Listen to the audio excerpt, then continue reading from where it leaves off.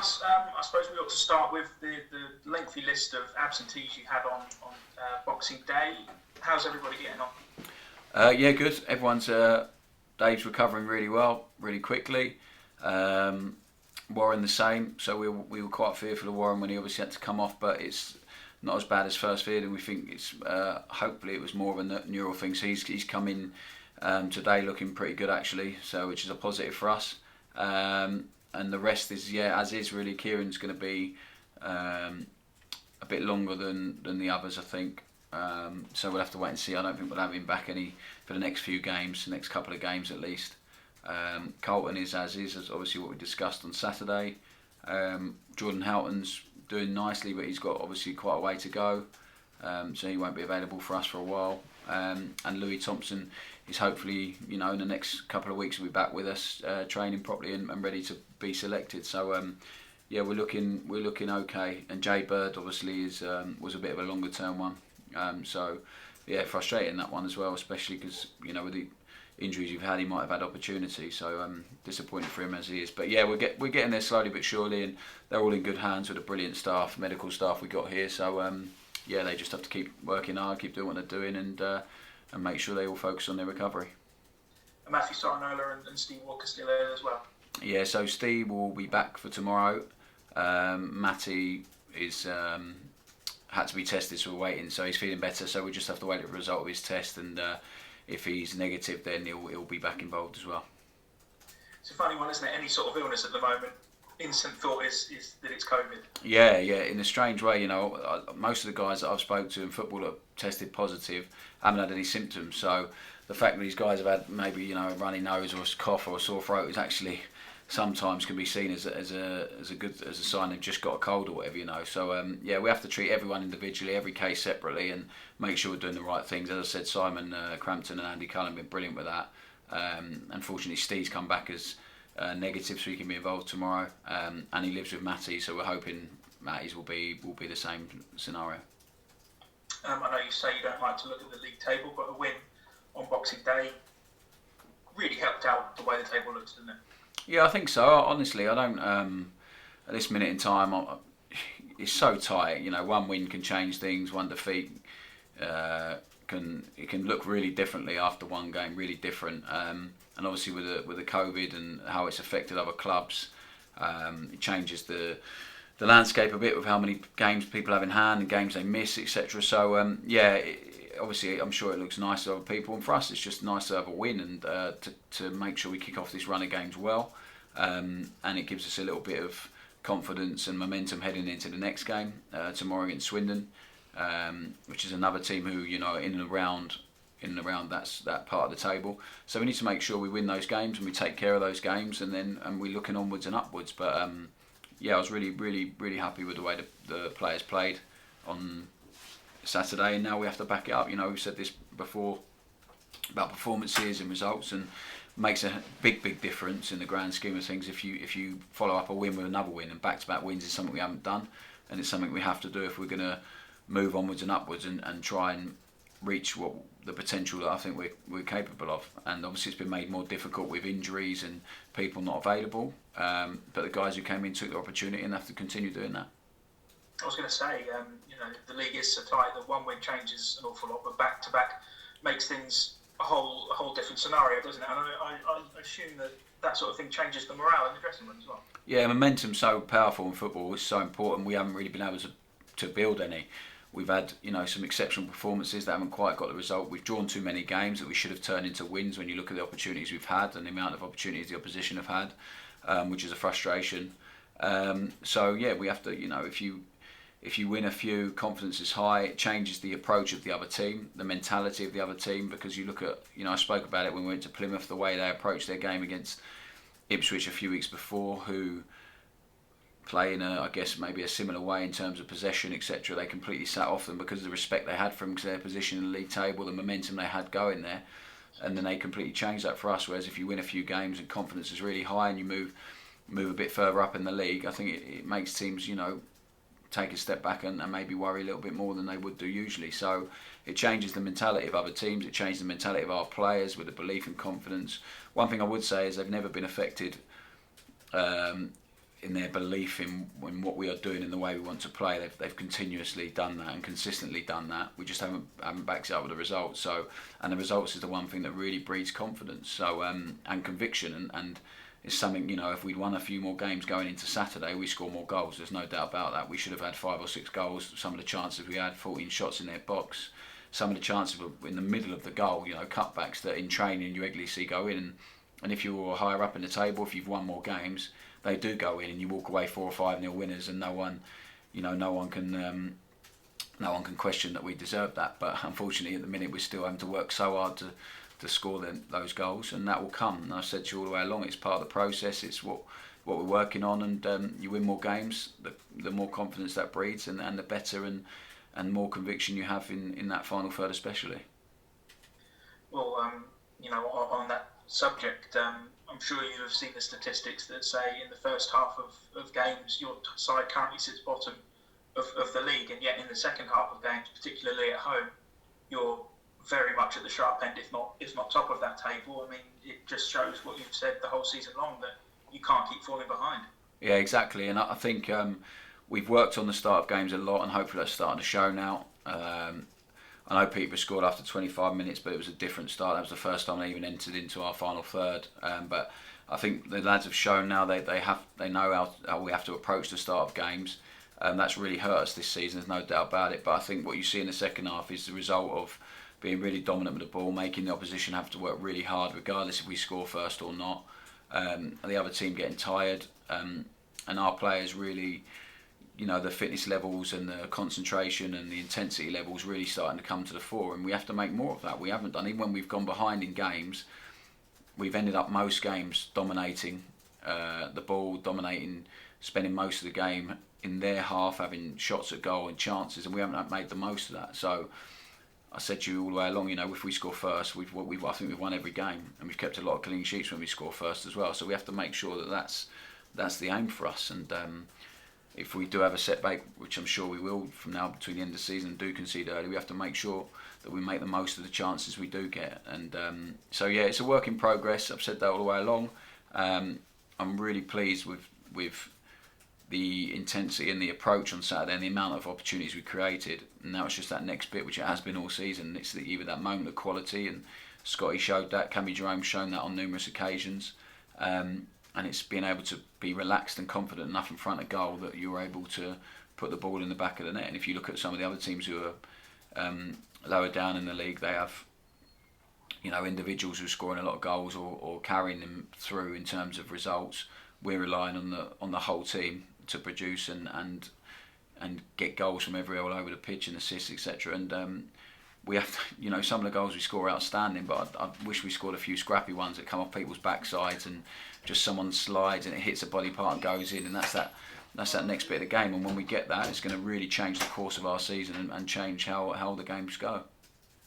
How much is losing Carlton then going to affect that? Because obviously it leaves a big hole for you up front at the moment. Yeah, I think we changed things around on Saturday because we didn't have Steve as well, and Joe Mason's not fully fit. I think I can't sit here and lie to you and say no, he's not going to be missed and we have to adapt, and because it would be me lying, and the players will feel him gone in the dressing room. There's no doubt about it, because he plays a really important part as a leader in this group in what we're doing.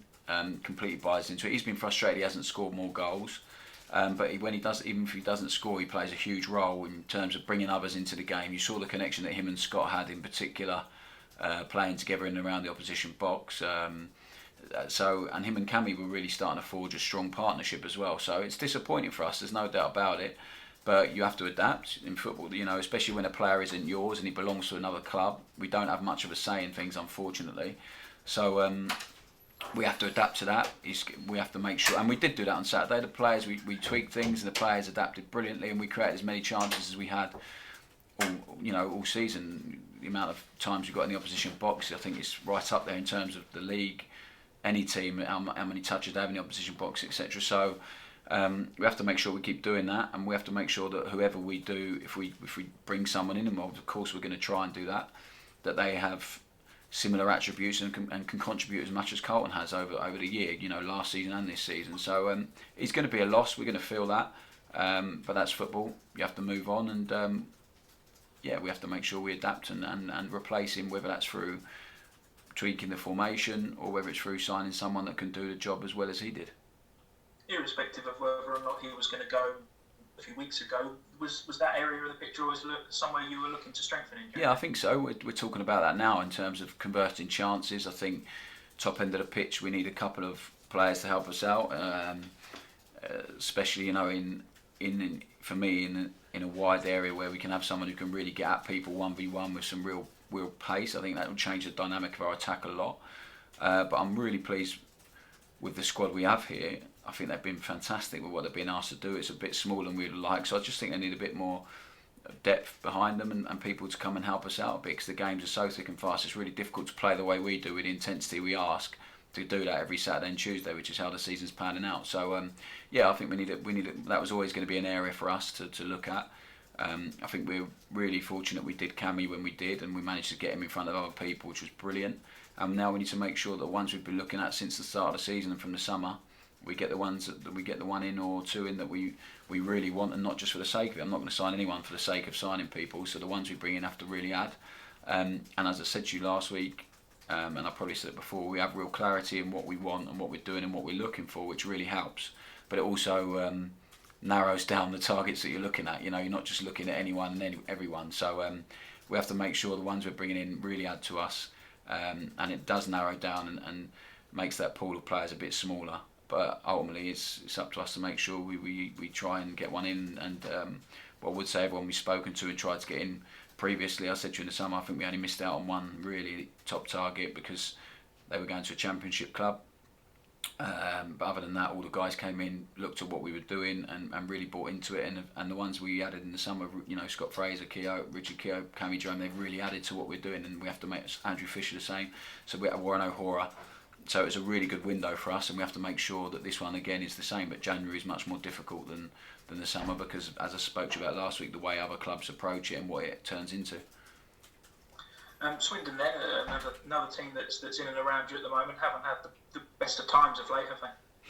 No, I think it's they're a very capable, very good team. I think the new manager's still trying to find the best formation for them and the best team. So it'll be a tough game. That they had a real identity last year, and obviously the manager leaving's been difficult for them, as it always is when it happens during the season. But they've played well, and they played better than some of their performances suggest. So it will be a tough game. They've got a real threat up top with a couple of players. One I know very well from Norwich, in DJ, who can be a real threat at this level. And they've got really experienced spine in their team. So it's not going to be an easy game. None are in this league. We need to go there with the same approach we've had at Charlton away, at Sunderland away, as we did with Peterborough home here. That same mentality, the same mentality we had on Saturday. And if we do that, you know, we go there confident of being able to impose our own game and playing the way we want to play and picking up 3 points. Is it now harder, do you think, to come up from League 2 into League 1? Do you think it's because you obviously, you know, Don struggled with it last season, and you saw Tranmere go down and Bury not even make it, and Lincoln certainly struggled in the early stages. Is that gap starting to grow again? Well, I think League 1's is probably, it's probably because League 1's as strong as it's ever been. If you look at the clubs in the league, the financial backing some of the clubs have, the clubs who have established themselves at this level for a while, who are, you know, compete and know exactly what it takes. So it's a seriously competitive and really, really strong league. I think you're probably right. Whereas before you had 2 or 3 big clubs in League 1, now you have 7 or 8 who expect to go up. If you look at the start of the season, that you probably have 10, 12 teams who think they've got a real chance, and 7 or 8 of them who are expected by their supporters, by the owners of the club to be in there, to be in and around that mix. So it really changes things, and then after that it's difficult, and it's really difficult to, I think, with what's gone on and the salary cap and all that stuff, that might help narrow the gap again. But the gap has, I think, certainly widened over the last couple of seasons, and it's the quality, it's the athleticism, it's the, as I said, the capability of the biggest clubs in this league to be able to sign certain players. So it does become more difficult, and losing the manager that took you there, of course, makes it more difficult as well. So, but it's a tough place to go. It's a tough place to go, Swindon, and they've got. So I don't think anyone can underestimate, especially us, the players, the staff, we go there with real respect for them and what they do and the manager we've come up against already this season. We'll just go there concentrating on us, being aware of them as always, and making sure we try and impose our own game plan. With the COVID troubles surrounding Rochdale at the moment, I suppose for you guys, you just carry on as if that game's going to be on until you're told otherwise. Yeah, well, the focus is always the next game, so that's tomorrow, and then we'll work. Obviously, in the background, we've been doing work on Rochdale anyway, but the focus for the players and for us is tomorrow, and then we'll cross whatever bridge we have to. After that, at the minute, I'm not sure if it's. I think we're waiting on their test results, etc. So we'll just have to wait and see. As it stands, we have to prepare the players to play 3 games in a week, so training will obviously be impacted by that. We can't even consider that it's off at the moment because it's not. So, but the focus is on tomorrow. Training today is about getting ready for tomorrow's game, and then after that, we'll see what happens with the Rochdale one. We're about to speak to Bailey Cargill. How have you rated his performances so far this season? Bailey, it's been difficult for Bailey because he started off really well, and then obviously we hadn't got the results that we wanted, and performances were good, but we hadn't got the results. And then Richard Keogh came back, and Dean Lewington's been so consistent. He's been one of our top performers. I thought he was outstanding again on Saturday. Him and Kesey were very, very good. So Dino's been hard to dislodge for Bailey, and when he has had a chance, he's come in, and he's maybe been a victim of the team not playing as well as they should have. I really believe in Bailey. I think he's so capable as a footballer. It's really tough when you're not playing week in, week out to come in and show. And we've played him in a couple of different positions now as well. But what I would say is I thought he'd done really, really well when he come on Saturday. So that's all we can ask is he gives everything he's got, and he does in training. He's outstanding. He's a brilliant member of the group, whether he's playing or not. He's a really important member of the group because of the way he is with the players, his attitude. He works as hard as anyone. I've seen the improvement in Bailey in a year in terms of professionalism, his application, the way his athleticism's improved hugely, so it's going to stand him in really good stead. And he's had to be patient for a chance, and he come on Saturday, did really well. He's done really well in the EFL Trophy games when he's come in and played, and now he's just waiting for his opportunity, and that might come over the next couple of games. So if it does, he needs to do exactly what he done on Saturday, and take that chance. But as a person and a player, I love Bailey. I can't speak highly enough of him. I feel he's a really important member, part of what we do, and really believes in it, and I'm sure he'll want to play more, and he might get opportunities to do that, and if he does, he needs to maintain his performance and become more consistent. I think that's the one thing you could probably say about Bailey is he needs to produce what he's capable of every single week, because at times it can be a little bit up and down. I'm sure he'll be the first to admit that, but it's not always his fault. It's because he's been in and out, and the team hasn't functioned as well as they should have in the games. Some of the games he's come in. So he's got a big part to play for us, regardless whether he's playing or not. Horrible time for him to come on as well, though, on Saturday. Wasn't it? 5 minutes before half time. Yeah, and on the other side of the pitch. So it's, as a defender, as a sub, you never really expect to come on. It's always if there's been an injury or whatever. So it's difficult. I wasn't sub very much in my career, fortunately, but when I was, it's always you never really expect to come on. You have to be ready, obviously. So it's tricky, and you have to come on and be really. Whereas the attacking players can come on and feel the game a little bit more, and as a defender, you have to be there and you have to be present straight away. So it's not easy. So I was really pleased with him. Some of his defensive actions, and obviously he cleared one off the line as well. He put himself in the right position. So his defensive instinct was really good on Saturday, and he has to maintain that if he's going to be playing over the next couple of games. Cheers. No problem. Russ, if the Rochdale game does go ahead, it will be 5 in a row away from home, with a couple of cup games in there, a busy time for your team. Are we likely to see more of the likes of John Freeman, Lewis Johnson and the young guys coming in to help you manage injuries and stuff? Yeah, you saw them on Saturday, and there's every possibility that you'll see them again over the next couple of games. So we're going to need everyone. We are, the squad's pretty down to bare bones. We couldn't field a full bench on Saturday, so that's, we have to be honest about that. So yeah, they've got an important part to play, whether that's off the bench, whether they get an opportunity to start games. So yeah, they are, and they're not in the squad just for the sake of it. They're there on merit. They've deserved it, especially John. The way he's been since he come back for pre-season, and some of the games he's played, he's done really well in. And now Lewis is the next one. I watched him in the Youth Cup against in the first game here against Hertford, and he was outstanding. And since then he's trained with us, and you know, the guys have a chance every time they step out. We've been to watch a lot of games at Woughton on a Saturday morning, and then the Youth Cup game just confirmed that he was ready for an opportunity, and he's trained on and off with us, same as Jack Davis and a few others, and I thought he'd done really well on Saturday, so he earned his debut. It's never given out just as a token, or, you know, we wouldn't put him on the pitch if we didn't believe in these guys and trust them, and I thought he'd done really, really well, and them two, they might get opportunities, same as Jack Davis.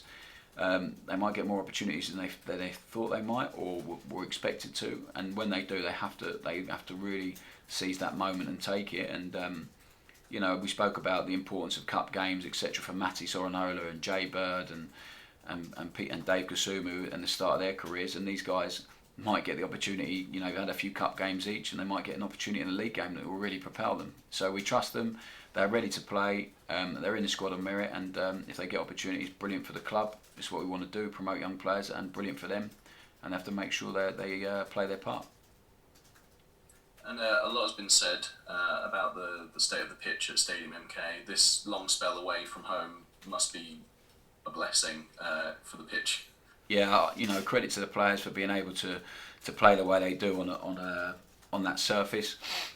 With the way we play as well, you know, it makes it doubly difficult. But the ground staff are working very hard here to put that right. They've worked with Andy Cullen to put a plan in place, and the chairman. They've got a plan over the next 3 weeks which should really help the pitch. You know, we're not expecting miracles. I don't think we're going to come back and it's going to be perfect lush lawn, but it's going to certainly be, well, we hope it's going to be certainly better than it is now. So this break, although it's 5 away games on the bounces, are not ideal, you know, because we've been good at home. I think we've only lost 2 games here, Hull and Lincoln, who, you know, right at the top of the league. So we've been very good. So it's not perfect, but at the same time, it gives us a chance to rest the pitch, which is definitely needed, and hopefully we'll come back to a better surface. So it's been everyone's disappointed in it, of course, but we can't use it as an excuse. We have to adapt, and there'll be other surfaces that will be similar, I'm sure. So yeah, it's could be a blessing in disguise for us, and we have to make sure we, as I said, we pick up results and put in performances away from home like we have done at Sunderland and Charlton.